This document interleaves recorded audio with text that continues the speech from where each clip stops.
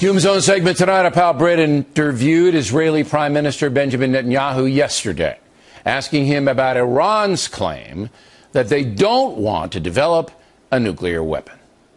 What are they developing ICBMs for, if not for nuclear warheads? What are they developing building these enormous underground nuclear facilities, if not for nuclear weapons? If they wanted to have just civilian nuclear energy, they could have it without centrifuges for enrichment, without plutonium, and the heavy water. These are only used for nuclear weapons. So this is a sham. I mean, I don't think anybody could take this seriously. As you may know, Secretary of State Kerry has been negotiating with Iran over the nukes and a deadline for a deal this coming Sunday. Joining us from Washington is Mr. Hume. So do you believe the whole thing is a sham, Britt? No, I don't think it's necessarily a sham. I mean, I think Secretary Kerry and other American partners who are in on the discussions are trying to make a deal with Iran. I think what Benjamin Netanyahu is worried about is that in the eagerness to make a deal, a bad deal will be made in which the sanctions that really have affected Iran quite seriously, its economy in particular, will be lifted, and Iran would give up very little in terms of the extent of its nuclear program, would allow inspectors to come in and look at what's going on, and would basically be able, to some degree at least, to go merrily on its way with the sanctions lifted and our leverage against them gone. So, but what the crux of the matter is, Iran is lying to the world. Do you believe Iran's lying to the world? They said, oh, we don't want a nuclear weapon. Do you believe they're lying? They keep saying that. I don't think anybody believes it. All right, I'm so sure they're lying.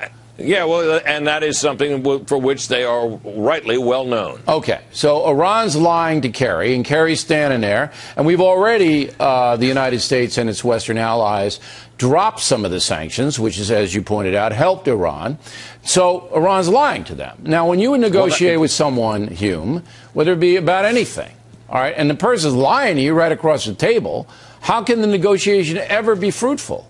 Well, because it can be fruitful on this basis. They can make all the claims they want about what they're trying to do, and you can doubt them as much as you want. What you have to put in place as part of the deal is a verifiable set of arrangements under which you witness and observers witness the demolition, the dismantlement of what they're doing, and the strict limits that are placed on what they can do going forward. You have to have more than just occasional inspections. You have to have a full-scale verification regimen that you believe in, and that's possible. My own view of this is that I think it's unlikely to happen, and I think that there is some danger that the administration, in its eagerness to make a deal, will agree to something that falls short of that and will get taken. If that happens, I mean, I don't know how much more President Obama can endure. I mean, because guys like you and me, we'll be all over that deal. And then Netanyahu will be jumping up and down. So it's not like they can make the deal in private. Most Americans, I don't think, are engaged on this issue right now in the middle of July. They don't really know what's going on in Geneva. But once it's announced, I mean, if it's a farce, if the Israelis are going, forget it, I mean, how much more can President Obama take?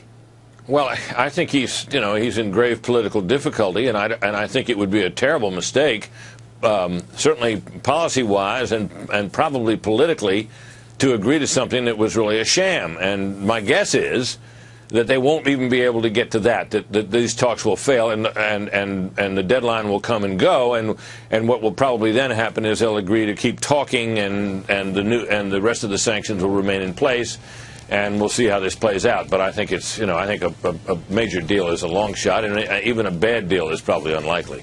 All right, Britt Hume, everybody. When we come